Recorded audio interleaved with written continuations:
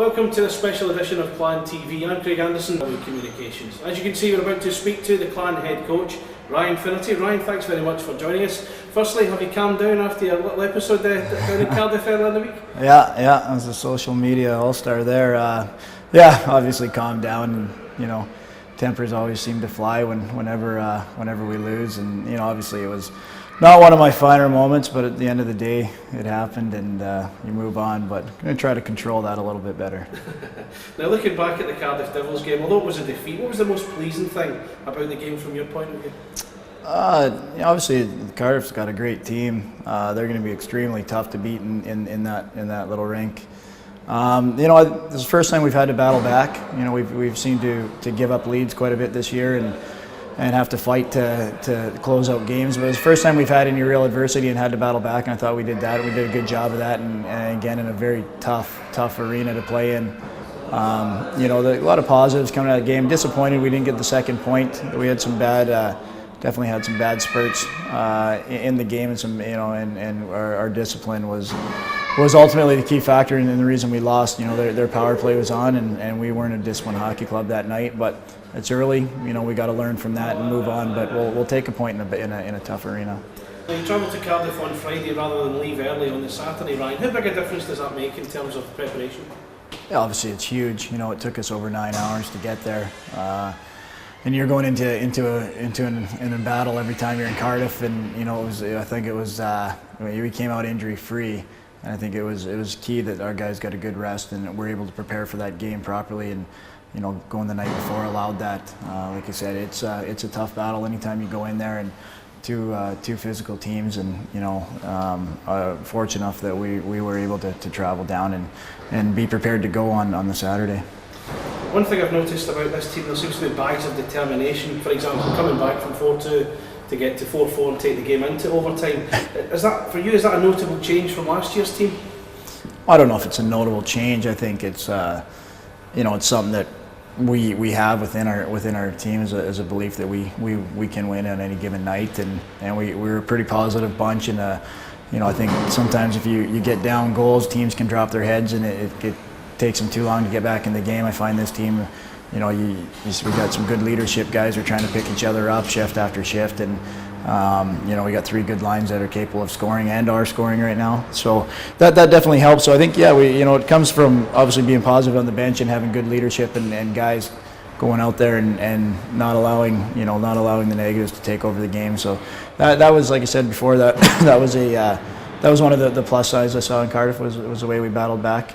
And we stuck to the game plan, and obviously our power play bailed us out again, and that's what you need, and that's what successful teams do.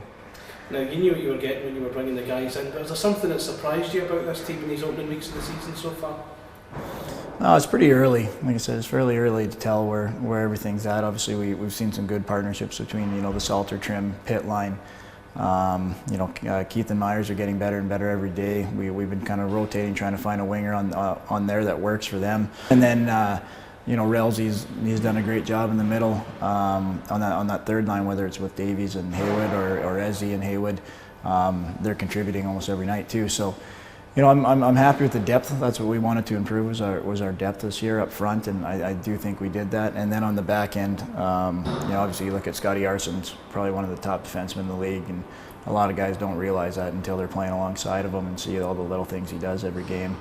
Fritchie Cabby's going to be an offensive threat. You can tell he's getting more comfortable on the puck and starting to control the power play a bit more, and that's why we brought him in. But all around we got a good group of guys, a real hardworking group of guys, dedicated group of guys, and they're fun to work with day in and day out. Now, looking ahead, we've got further trips to Fife Flyers and Hull Stingrays to come this weekend. Are you at the point yet where you can't wait to be back here at Braehead Arena? We're at the halfway mark now, and it does take its toll, especially when you're traveling an hour every day or a couple hours a day practicing, and but it is what it is, and we knew about it going in. It's not a surprise, and you know what? If we can continue and still collect some points and compete on the road as we have, it's going to turn in our favor because we're going to have a lot more home games coming up, and that's what we got to look forward to. But we said we're at the halfway point now, and guys are starting to see the light here. Fife Flyers are up first on Saturday, and it's the renewal of a fairly new rivalry. Do you enjoy the Fife games above any of the others? Yeah, I know the Fife. I love going to Fife. I mean, I get yelled at and screamed at and called more names than I know. I've never even heard of them half the time, but it's fun. It's a fun atmosphere. I mean, their crowd, their fans are awesome. They support the Flyers, and and we want to go in there and silence them early. But it's a tough building to play in, much like Cardiff. They come hard. They're physical. They got good depth again, and they brought back a lot of guys from last year, and they tore up the league in the second half. So we got a lot of respect for them, but we definitely want to go in and compete with them. And I think we're bringing in a different team than we had last year. I think we're bringing in a team that's more adaptable to compete in their arena than possibly we had in previous years. And I don't think anybody's going to need any motivation for that game. It should be an entertaining one. Derek Rail returns to Cardiff for the first time since he left them in the summer. How much is he looking forward to going back there? I think anytime you play for a team and you go back and play against them, you seem to have a bit more jump and maybe possibly some more nerves, and that can either go good or bad. I've been on that side of it before, where sometimes you try to do too much, and but I think it'll be a good experience for Railsy to go back. I think he had a good opening season there for him last year, and I think there's a lot of guys that wish he would have gone back, and we're happy to have him here. He competes. He's in your face kind of type of player. He's got some great skills. So no, I think it'll be exciting, and I'm sure just like Benny and Joey Myers there last week, and we're looking forward to going to Cardiff. Railsy would like to get this one under his belt.